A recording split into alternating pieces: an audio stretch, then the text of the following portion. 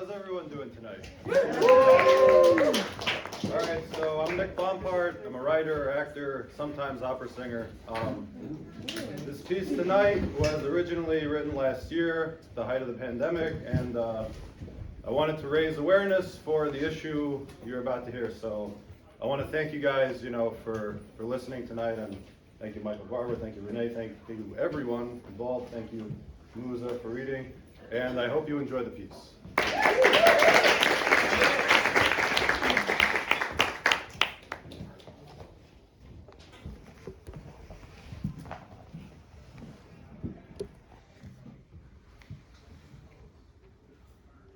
Bipolar disorder. Periods of depression and then an elevated mood. Can last anywhere from a couple of days, several weeks. If the elevated mood is severe, it can associate with psychosis, a condition of mind that renders it pretty difficult to determine what is real and what isn't. You don't want to find yourself in one of these states ever, delusional. You might even make up your own language, do inappropriate things. I know once I took a piss at the bus stop in broad daylight. Everyone was looking at me with judgmental disgust. Like I care what you think.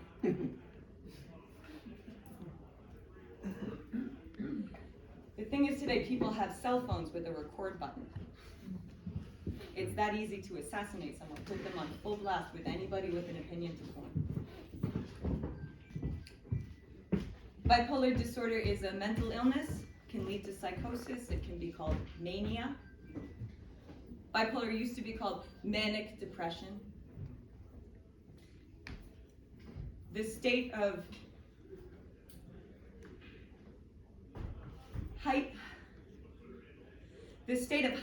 heightened arousal when you just have so much energy, you don't know what to do with yourself. You're still sad. Everybody needs a hobby.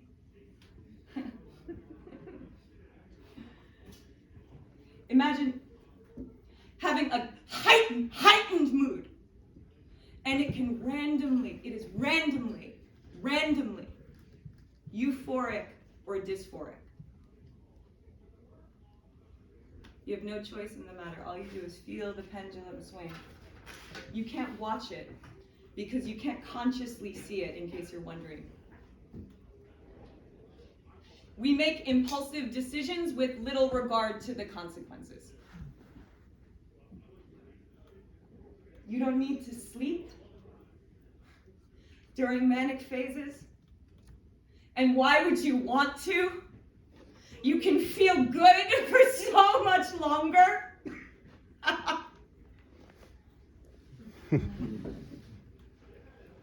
6% of us kill ourselves and 30 to 40 self-harm. Because you get to a point where you'll do anything because you feel everything. Sometimes we abuse drugs and alcohol to even out.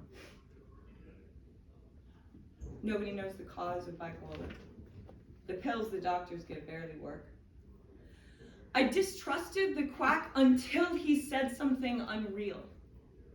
And I know unreal. I live in it. Dante's Inferno 24/7 while I'm in hell while I'm breathing. He told me about an approach, a technique, something that would help me get up in the morning at a reasonable time.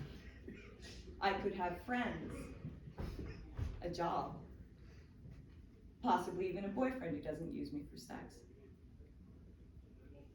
a better relationship with my parents, my brothers and sisters, my extended family.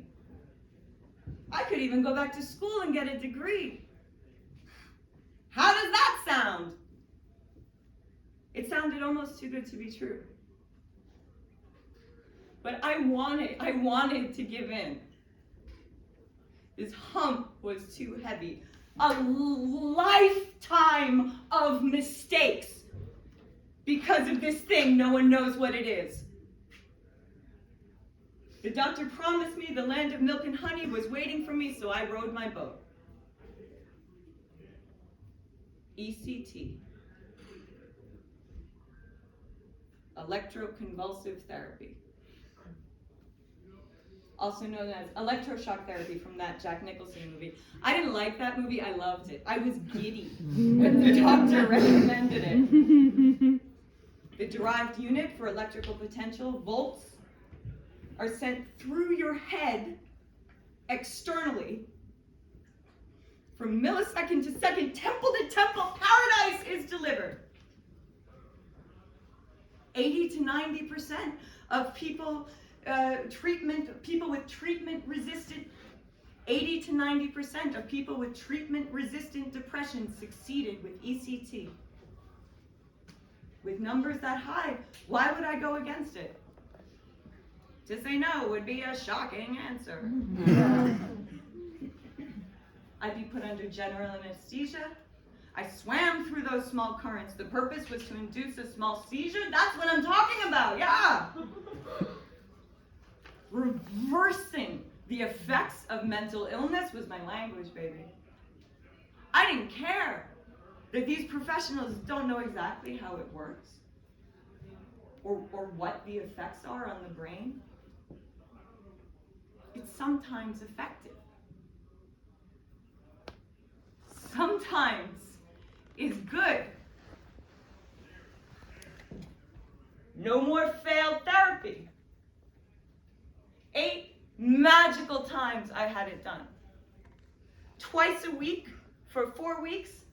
I had no idea what it would feel like or what it would do to my overall being. But I felt this need, like a constant wind current guiding me. I was running after this eventuality. It was the first time in my life I believed in anything. Do you know how sweet, how precious that is? To believe in something larger than yourself and all your problems. First thing in the morning, I went out to my outpatient treatment. I wasn't the only one there for it, but I can guarantee you I had the biggest smile. Maybe that's why I usually went last. I had the opportunity to witness patient after patient leave this realm and enter nirvana. Set me up with an IV and attach that electrode to my temple. I am ready for you. I had both sides attached, full technique. They gave me a muscle relaxant even though I specifically stated I didn't want one. What I did want was to feel every bit of this procedure, feel what heaven was like. They told me the thing was to keep me from breaking any bones. Then it went dark. Lost consciousness. Last thing I remember is an army of doctors and nurses.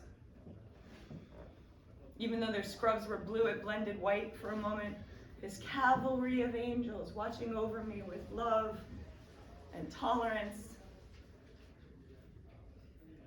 That was the longest moment of my life, between the death of old Gwen and my reawakening. It's uncommon, but I had a small dream while I was under. I came across a friend of mine painting in the park at night. He was using green, yellow, light colors. The park shifted into a classroom and someone passed me a note thanking me for all I'd done. I turned and my friend's painting was in the center of the canvas, this Picasso-esque portrait, and everyone was clapping and throwing jewelry at it. And as I turned and I approached the center, my friend across the room, he took his white jacket and threw it at me, and then I came to.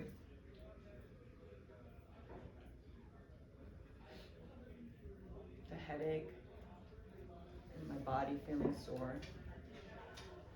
I was so happy I walked home. Even though my head pain aggravated and my body was more sore. Perks of living in Manhattan. French say an orgasm is a little death. Well, a medically induced seizure is a little life. I could feel it happening already. The fog was slowly lifting, and the sun was shining on a happy little bustling town. I did do it a few times. Then the memory problems started.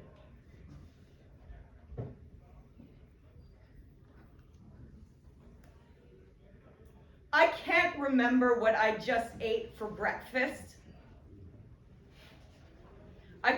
I can't remember my mother's phone number. I also can't remember why I was depressed. I can't remember why I feel anything.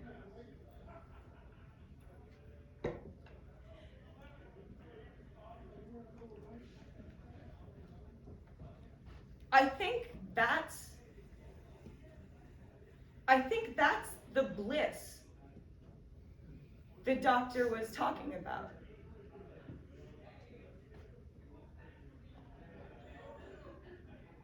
I have permanent memory loss. New information just comes and goes. My family members strike me as strangers on occasion.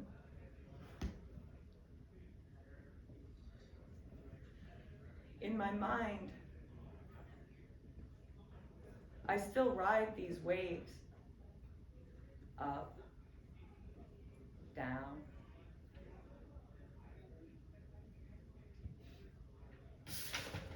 Up. How many people do you know are living the dream?